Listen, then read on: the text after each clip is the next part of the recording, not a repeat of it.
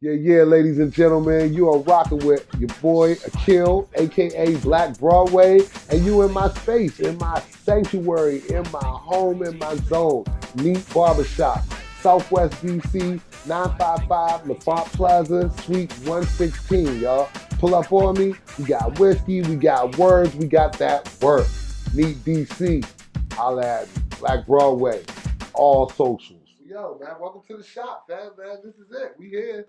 And I guess, like, man, it's one of those things. I'm very proud of you for putting your content out, but we gotta introduce the people, man. You gotta tell them what you're about. So, all right, let's do it. So here's like one of my first questions, or one of my first things that I always wanted to know. Like, real talk. What's the first album that you bought, and what was your favorite artist when you started your whole musical journey, when you really started getting into music?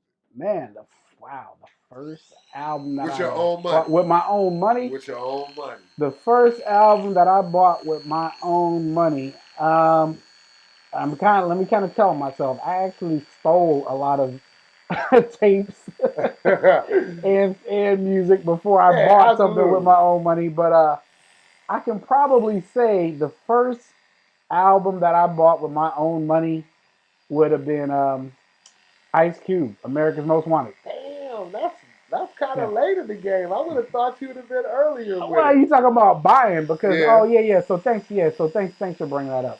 So in case y'all don't know, like I kind of grew up in like the mixtape age, and okay, where'd you grow up? Yeah, I was living in Bridgeport, Connecticut. Smoking mad Newport, which is like maybe like about an hour from New York. Yeah. So we used to actually we used to get the New York radio stations. We used to get 97, we used BLS. We used to get BLS 98.7 Kiss, Red Alert, and all that. So I remember just in the summertime, right? You just have the radio. People have the radio in the window, and you just listen to music. And my mom would be out late talking to her friends, drinking whatever, hanging out on the stoop, and they'd have the radio playing, and we'd be staying up late. And then I remember if you stayed up past 11, then all of a sudden, you got the Rap Attack came on. And, we wasn't even supposed to be up anyway. We were more just like kind of listening to what was on. It was because, of course, like nobody had never heard anything. I'm thinking like, this is probably like the early 80s, maybe like 84, 85, something like that. Right. So anyway, the way that, tying that back in, we got a lot of music for free just from recording my man, Cool DJ, Red Alert, 98.7 Kiss. Red Alert. Yeah, I mean, we got a lot. That's when I first heard Public Enemy. That's when I first heard. So what made you, because you had access to all of this music, you didn't necessarily feel the need to buy music back in these days? Yeah. You didn't really I would say that. In the 80s and early 90s. Well, we didn't have to buy it because the mixtapes were a mixtape. It was pretty much the best songs that were out anyway. It's not like how, I mean, you got to think before like 93 or 94, there was, I'd probably say before 88, there wasn't really a lot of hip hop that was out. So yeah, you could buy the Run-DMC tape that had maybe, 10 songs on it. You weren't going to play that all day, but like the mixtape is what you would play at like a party because it was already mixed up. All right, so in this mixtape era, who's your artist? Who's the person that you like, when they come on the radio, you like, nah, I gotta grab my tape right now. I gotta record this shit right now. Oh, you talking about me? Yeah. Like when, you mean as far as like early? Well, I mean, the show I used to always record was Red Alert, 98.7 Kiss. Nah, but who's the rapper? What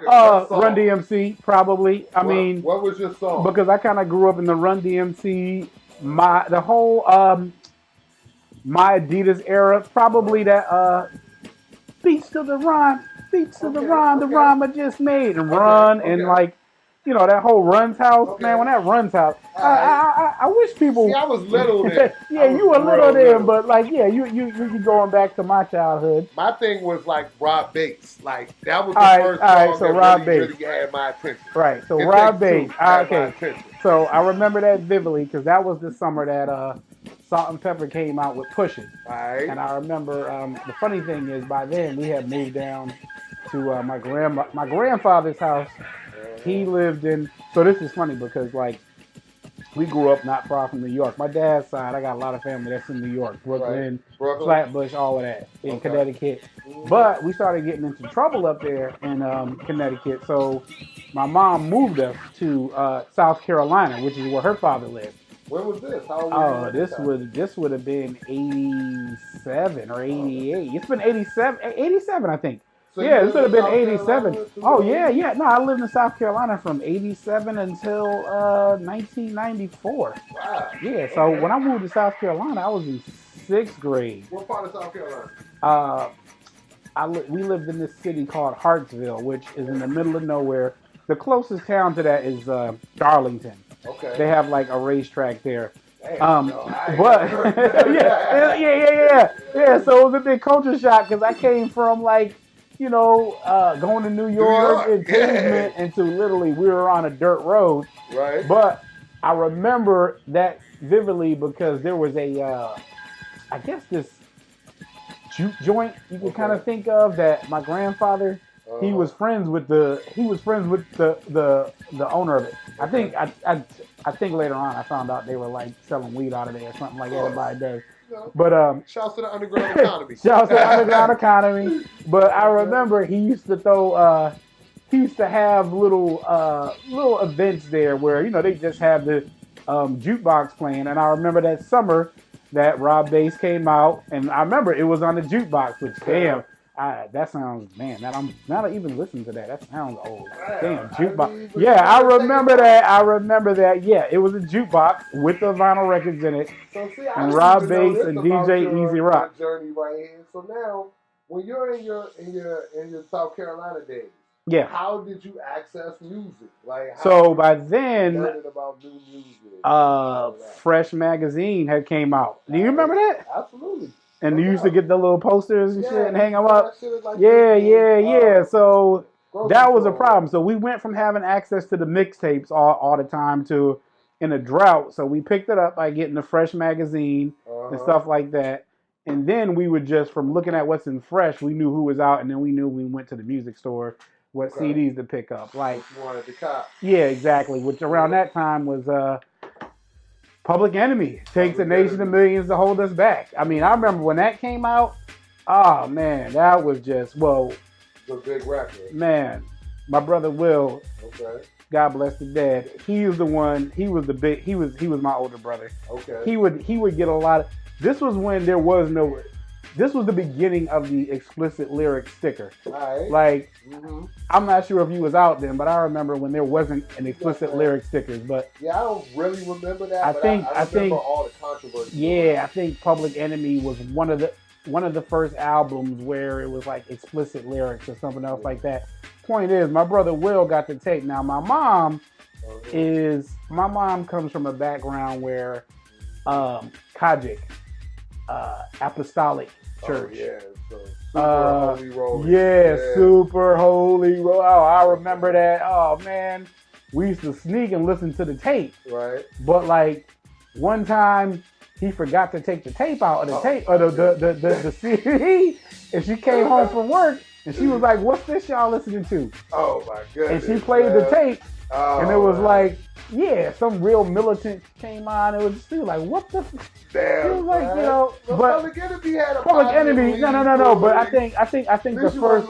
No. The first tape she came across was Boogie Down Productions. It takes By All Means Necessary. And it was more just like. But with that being said, my mom was always about the hip hop. To be actually, since this is like the only reason I even listen to hip hop is because my mom had a boyfriend back in the day who played Run DMC for us. Okay. It's like that when it first came out. If it wasn't for that, I would have never even. I mean, he was on that. So that took you into shout out to Bomb, shout out to Joel. Yeah, shout out. Yeah. So from then, boom, South Carolina, boom. Moving up, catching up with Fresh Magazine, boom. By that time, it's like early 90s. We got Public Enemy. We got the whole Juice Crew. We got Biz, And this is all before you bought your first record, your first. This is all before my brother. My brother Will had brought the Boogie Down Productions tape and the Public Enemy tape. Now, you know, we from up north, they from down south, so he was able to trick those people. This is a funny story. So they had like a skating rink there, and they had a little Sunday sound. Was it Saturday? I think it was Sunday. Was like skating ring, but it was really like the teen club kind of deal. So he was able to convince them that he was a DJ. Because this is a town where everybody knew each other, but they didn't know us.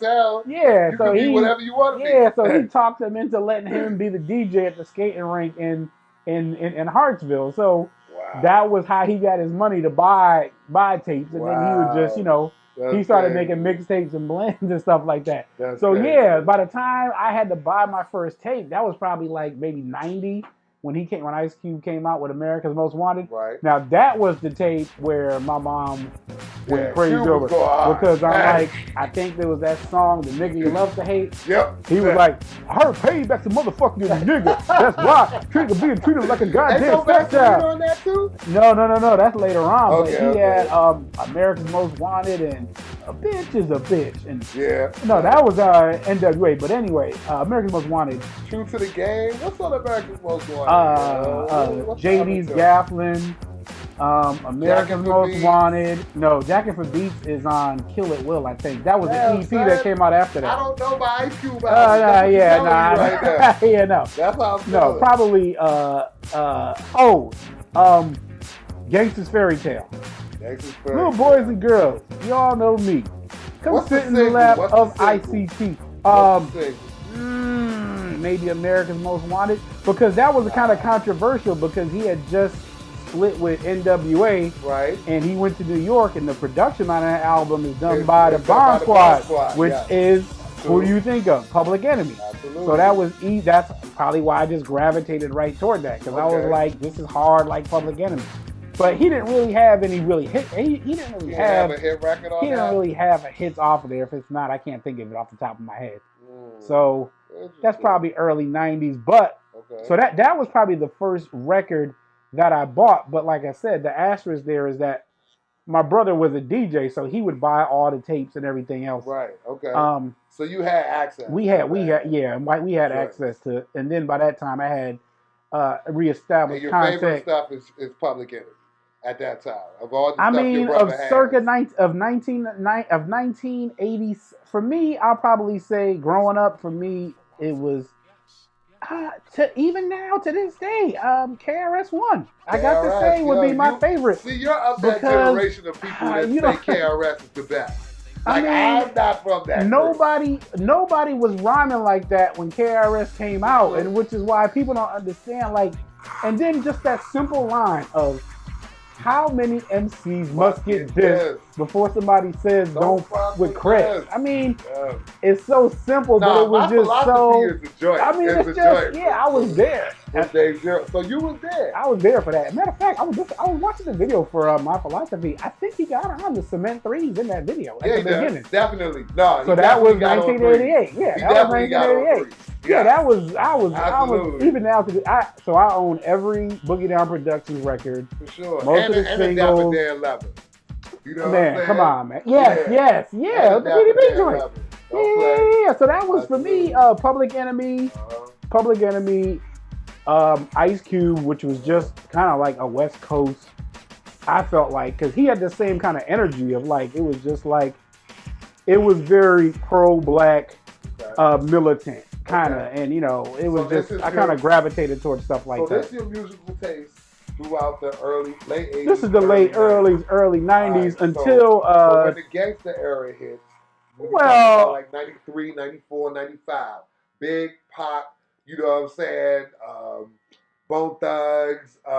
He said what are you talking about? Bone Thugs is one of the biggest things that ever so that's happened why to I kind of, this is so. One of the biggest things that ever happened to rap music. So